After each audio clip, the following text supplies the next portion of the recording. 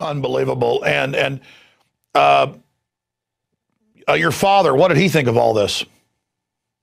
Um, well, first of all, my father was not really into the cancer thing very much. He was an orthopedic surgeon. He just knew her. He knew her because they had both come to New Orleans at the same time. He was from Harvard. She was from the University of Chicago. And of course, because they were both orthopedists, when they would go to their annual conferences and stuff, they would travel together. And one night she even came over to the house. They were entertaining the president of the Royal Academy of Orthopedic Surgeries, and she didn't want to be alone with the guy. And so she brought my father along with him, and they came back to the house. So I sat on her lap once as a child. I mean, that's how close this woman was. Could you have ever imagined when you started your investigation that it would end there? A, and B, you talk about how she died, but get into specifics, because that's intriguing in a macabre way. Well, the public was told that she was found naked, stabbed 7 or 8 times, and set on fire in the bedroom of her apartment. Okay. They did not tell the public that her right arm was burned off. Okay, right arm and rib cage. I mean, the cops on the scene, I have all the documents, the autopsy, police reports, all that stuff. The cops on the scene say we could stand there and see her internal organs. Okay, now this is like not telling the public that Nicole Simpson's throat got cut. I mean, it's the main fact in the case. But they didn't want people going around uptown New Orleans looking for a machine that could have burned off Mary Sherman's arm. Because once you find that machine, which is at the U.S. Public Health Service Hospital, and all this is happening the day the Warren Commission is doing their investigation into New Orleans, and they got these ID cards on Lee Oswald that came from that document, came from that facility. You see the problem? Why would they want to kill her? Well, I'm not sure that she was the target. I think if they wanted to kill her, they could have stuck a gun in her face or an ice pick in her head or something. There's lots of easier ways to kill people. Okay. What they wanted to do was to expose the research, the linear particle accelerator at the U.S. Public Health Service. Oh, obviously, yes. I mean, why leave a woman half burned up in such a dramatic way? Somebody wanted to lead him back to that. That's right, because they would have to say, why are you doing this? And the answer is because we just mass inoculated the American population with cancer-causing viruses. Oh, so maybe this was some angry whistleblower then. Well, who does the trail lead back to? It's Richard Nixon was in charge of this program that released the vaccine, okay? And he's running for president. So if you want to take out Richard Nixon, that's a good way to do it. If you want to show that Oswald's involved in the middle of this and he's trying to kill Castro, well, so much for lone nut. And there goes the Warren Commission, and there goes LBJ. So who's left standing? Wow. Is some way been like good guy or some other bad faction? It could be either one. But the point is, if Alton Ochsner himself, president of the American Cancer Society, had grabbed that handle instead of Mary Sherman, she was standing in front of the steel wall and it just blew out her arm like a spark plug. She was a widow who had no family in town. They got away with dragging her back to her apartment and faking a sex flashing. They would have had a really hard time doing that if Alton Ochsner had grabbed the handle. Okay, they were trying to get the attention to the linear particle accelerator to bring in the whole issue. Oh, so she's killed there, and then somebody wanted to cover up that, brought it back to make it look like a slashing. That's right. In fact, what happens is the electricity doesn't cross her heart. Okay, so it blows off her arm, but she's still alive. So somebody who's with her stabs her very carefully in the heart with a very slim medical instrument to terminate her. It's a mercy killing. Then they throw her in a body bag and they take it back to the apartment and they fake a murder scene. Okay. And, I've got a memo now, and I got this up on my website that is from J. Edgar Hoover about the Mary Sherman murder. And he's telling his guys, do not investigate this murder under penalty of reprimand. And there's a little note on the second page, and the name is redacted, all right? But it says, right after saying her arm got burned off, says somebody's name was found in her address book. And it's 6 letters long with an apostrophe S, like O-S-W-A-L-D, okay? And I got 2 witnesses that saw Lee Oswald in Mary Sherman's apartment. Okay, and witnesses who said Mary Sherman telephoned Lee Oswald. So we've got Lee Oswald wrapped up with this murder that all has to do with this cancer epidemic and the bioweapon. So can you imagine what Lee would have said if he had gotten into a courtroom in Dallas alive? And he even came out and said, hey, I'm a patsy, I'm being set up. That's right. And when you read Judith Ferry Baker's book, this Me and Lee book, where she was with Lee all summer, and they're talking on the telephone as the assassination's approaching.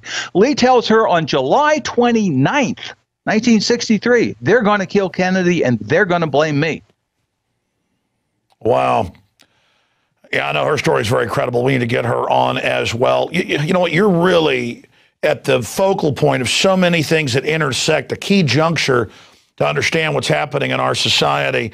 I want to get you back on for a full hour or more to talk about your book. And you know, perhaps you could just send me a list of documents or articles in the order that you think it's best for me to conduct the interview, so we can really go through all this, because there's so many facets to it. I know the book covers a lot of it, Dr. Mary's Monkeys. We've had your website up on screen, but what is the best website for folks to visit to learn more about this?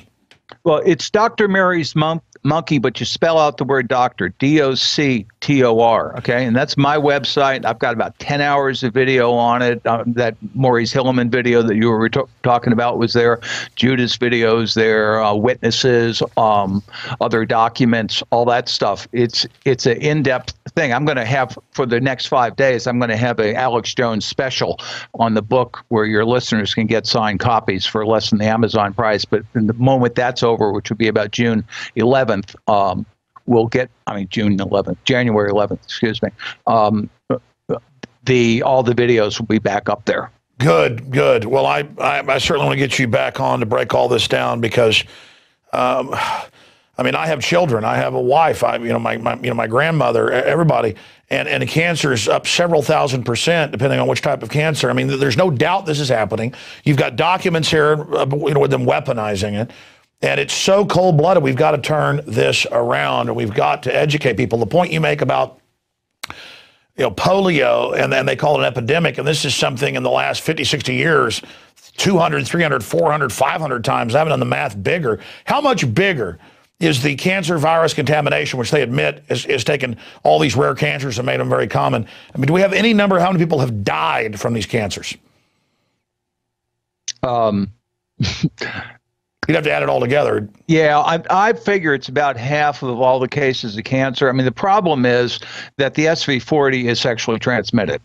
Okay, so you throw in the birth control pill and the freedom of the 60s and 70s, and you got this cross vector where everybody's getting this SV40 vaccine. The Italian studies on it, they found it in the semen of 45% of the otherwise healthy Italian males. Oh, let's expand on that. I've seen numbers in India of 97% of the sewage in the countries has it in it. It's in the air, it's everywhere. Even if you haven't had the shot, it spreads. And it's being transferred from generation to generation. We're now looking at grandchildren who have it in their blood because their grandmother or grandfather got the vaccine.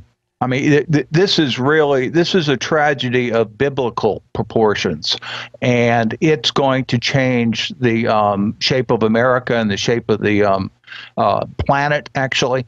And what's going on right now is they're just making money hand over fist on the chemo, treating it. And they know exactly what they're doing. There are a lot of smart doctors and people out there.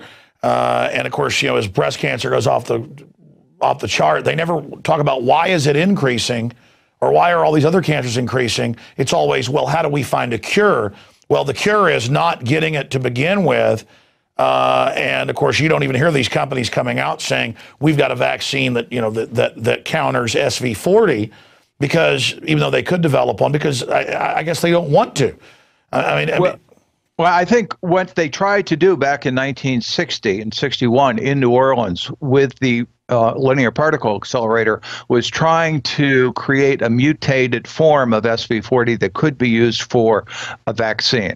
Okay, and I think after a while they finally figured out it was hopeless, and so that's where that whole thing stands. Again, it's a tragedy, and I mean, just ask everybody you know. Do you know anybody with cancer in your family, friends? You know, it's around us.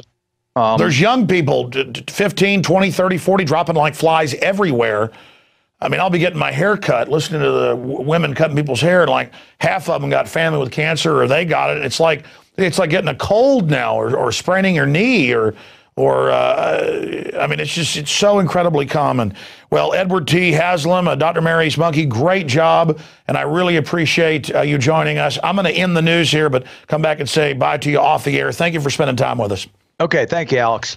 I want to tell my producers right now, sometime next week, let's get him on for at least an hour and a half, and let's work with him just so he can give us a blueprint with all this knowledge to show the documents and go through it. Or maybe we should tape a special in here so we have all the documents and really present this to people and try to save some lives, because most of us sitting in this room are going to probably end up getting killed by this. I mean, if we don't find out a cure for this or something.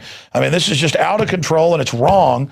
And this epidemic's going on, and we're not even special people. We're just sane, and are like, my God, look at the numbers. We got to do something about this.